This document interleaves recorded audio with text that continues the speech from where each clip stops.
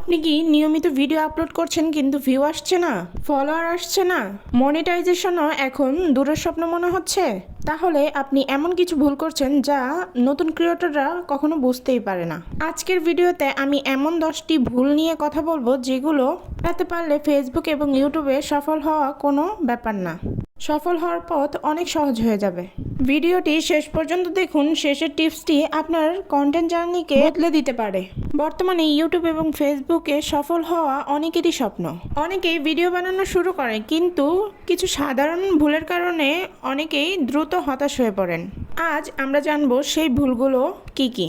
ভুল নাম্বার 1, নিয়মিত video upload না করা। একদিন ভিডিও আপলোড করে কিছুদিন আবার বিরতি থাকলে এভাবে সফলতা হওয়া অনেক কঠিন। অ্যালগোরিদম নিয়মিত সক্রিয় ক্রিয়েটরদের বেশি গুরুত্ব দেন।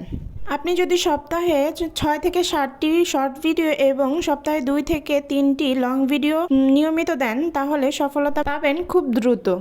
ভুল নাম্বার 2, দুর্বল হুক দিয়ে ভিডিও শুরু করা। ভিডিও শুরুতে 2 থেকে 5 সেকেন্ড খুবই গুরুত্বপূর্ণ। শুরুতেই দর্শকের আগ্রহ তৈরি করতে না পারলে তারা ভিডিও স্কিপ করে দেয়। ভুল নাম্বার 3, আকর্ষণীয় থাম্বনেল তৈরি না করা।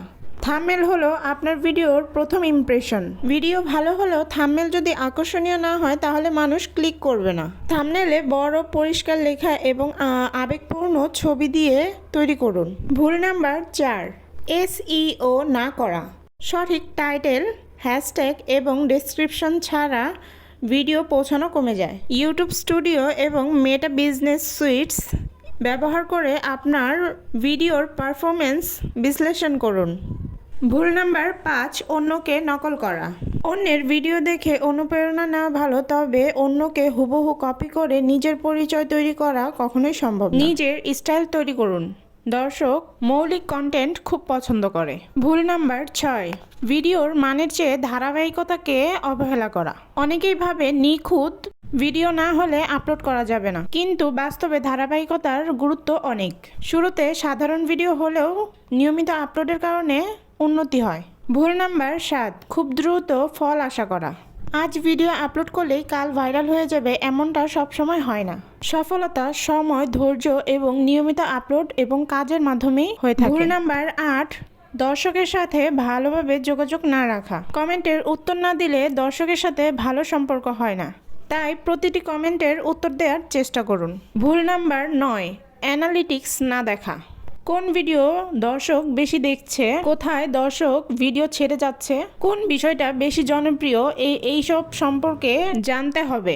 ভুল নাম্বার 10, মাঝপথেই হাল ছেড়ে দেওয়া। সবচেয়ে বড় ভুল হলো মাঝপথেই থেমে যাওয়া বা খুব দ্রুত গিভ আপ করা। অনেক সফল ক্রিয়েটর কয়েক মাস বা কয়েক বছর কাজ করে তারপর তারা সফলতা পেয়েছে। তাই এই প্ল্যাটফর্মে টিকে থাকার জন্য খুব ধৈর্যের প্রয়োজন। তাই যাদের ধৈর্য আছে তারাই এই প্ল্যাটফর্মে কাজ করে উন্নতি করতে পারবেন। সবচেয়ে গুরুত্বপূর্ণ কথা, কন্টেন্ট ক্রিয়েশন কোনো একদিনের কাজ নয়, এটি একটি দীর্ঘমেয়াদী যাত্রা। প্রতিটি ভিডিও আপনাকে আরও ভালো হতে সাহায্য করবে।